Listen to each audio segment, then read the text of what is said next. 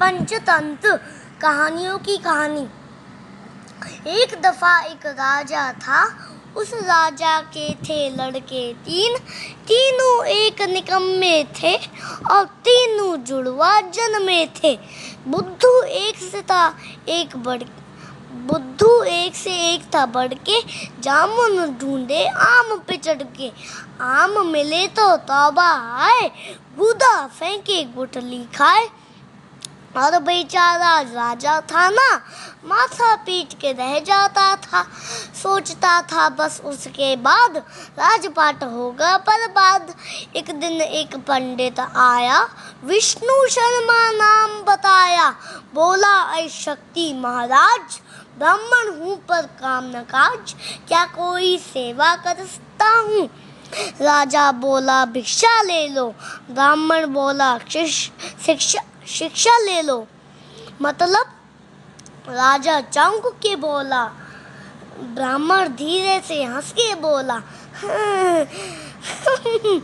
मुफ्त नहीं कुछ लेता मैं, पूंजी मेरे पास बहुत है पर वह पूंजी खा नहीं सकता।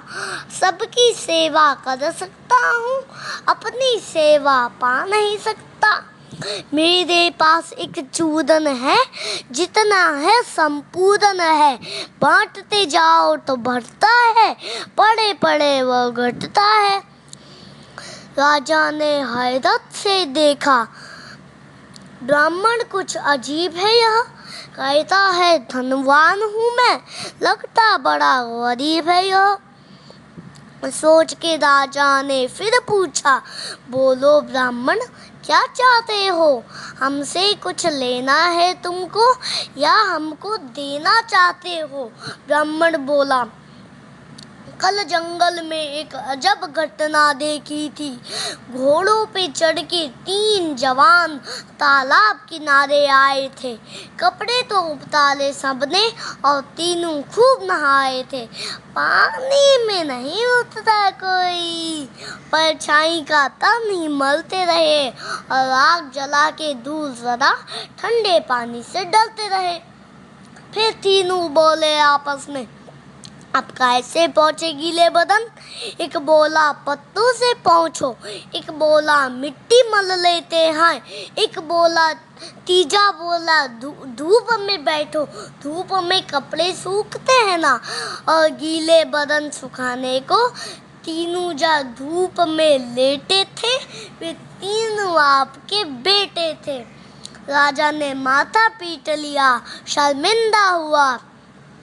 ब्राह्मण बोला, मुझे आपके पुत्र की चिंता नहीं करके राजा की चिंता है। राजा ने उठ के पांव पकड़ लिए और बस इतना ही कहा, विद्या का चूरन चख लेंगे तो वे भी अमर हो जाएंगे। उनकी शरण में लो महाराज, वे राजकुमार हो जाएंगे। तीनों शहजादों को लेकर ब्राह्मण जंगल में लौट आया। हर रोज कहानी कहता था और बात नहीं समझाता था। कुछ ऐसे 5 किताबों में, नीति के 5 हिसाबों में एक पंचतंत्र आरंभ हुआ।